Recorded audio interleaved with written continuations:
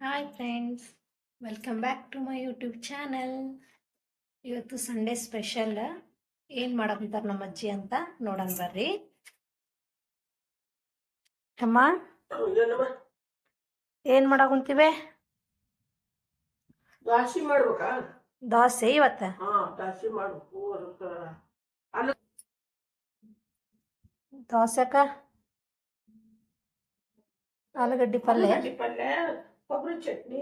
ಹಾಂ ನೋಡ್ರಿ, ಇಲ್ಲಿ ನಮ್ಮ ಅಜ್ಜಿಯವ್ರ ಪಲ್ಯ ಚಟ್ನಿ ರೆಡಿ ಮಾಡಕಂತಾರ. ಇಲ್ಲಿ ಆಲೂಗಡ್ಡೆ ಕುದಿಯಕ್ಕೆ ಇಟ್ಟಿವಿ.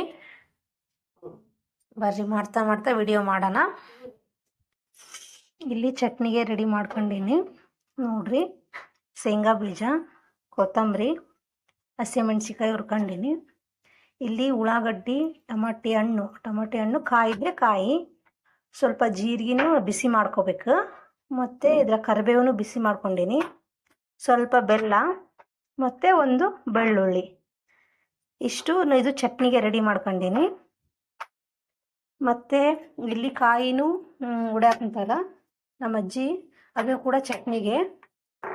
ಅಲ್ಲಿಂದ ಈ ಕಡೆ ವಿಸಿಲ್ ಆಗೈತಿ ಆಲೂಗಡ್ಡಿದು. ಆಮೇಲೆ ಇಲ್ಲಿ ಆಲೂಗಡ್ಡೆಗೆ ಪಲ್ಯಕ್ಕೆ ಒಗ್ಗರಣೆ ಕೊಡಬೇಕು, ಅದಕ್ಕೂ ರೆಡಿ ಮಾಡ್ಕೊಂಡಿವಿ.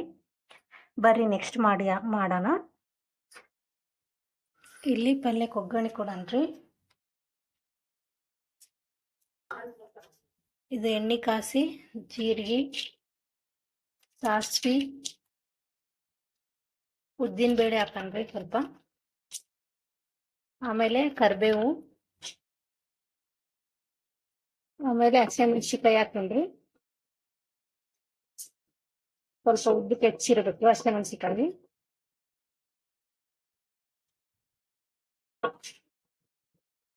ಚೆನ್ನಾಗಿ ಫ್ರೈ ಆಗಬೇಕು. ಆಮೇಲೆ ಈರುಳ್ಳಿ ಹಾಕಿನಿ, ಇದು ಚೆನ್ನಾಗಿ ಫ್ರೈ ಆಗಬೇಕು. ಇದು ಟಮಾಟೆ ಹಣ್ಣು ಹಾಕಿನಿ, ಮತ್ತೆ ಸ್ವಲ್ಪ ಅರಿಶಿನ ಪುಡಿ, ಸ್ವಲ್ಪ ಬೆಲ್ಲ,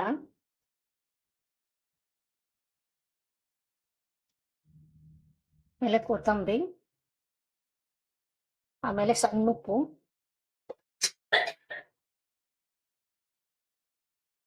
ರುಚಿಗೆ ತಕ್ಕಷ್ಟು ಸಣ್ಣ ಉಪ್ಪು ಹಾಕ್ಬೇಕು. ಇದು ಹುಳಿ ಆಯಿತು. ಸ್ವಲ್ಪ ಕುದಿ ಬಂದಮೇಲೆ ಇಳಿಸಿ,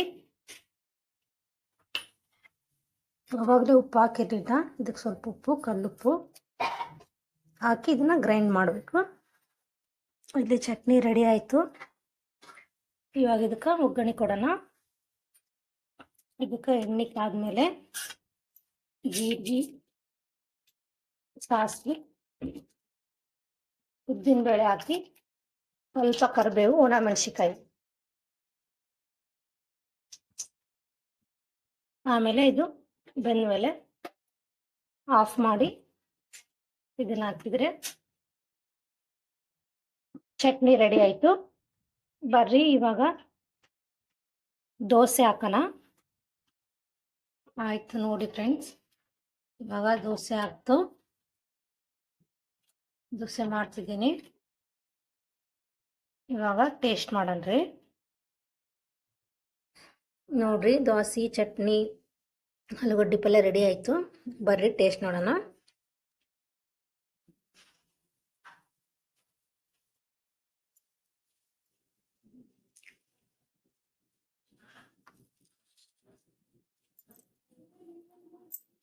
ಭಾಳ ಟೇಸ್ಟ್ ಆಗೈತಿ.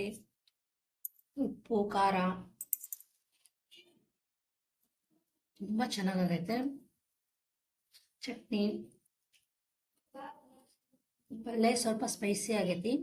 ನಾ ಸ್ಪೈಸಿ ತಿಂತೀನಿ, ಇಷ್ಟ ನನಗೆ, ಹಂಗಾಗಿ ಸ್ವಲ್ಪ ಸ್ಪೈಸಿನೇ ಮಾಡ್ಕೊಂಡಿದ್ದೆ. ಭಾಳ ಚೆನ್ನಾಗೈತಿ. ನೀವು ಮಾಡ್ತೀರಿ, ಊಟ ಮಾಡಿರಿ. Thank you.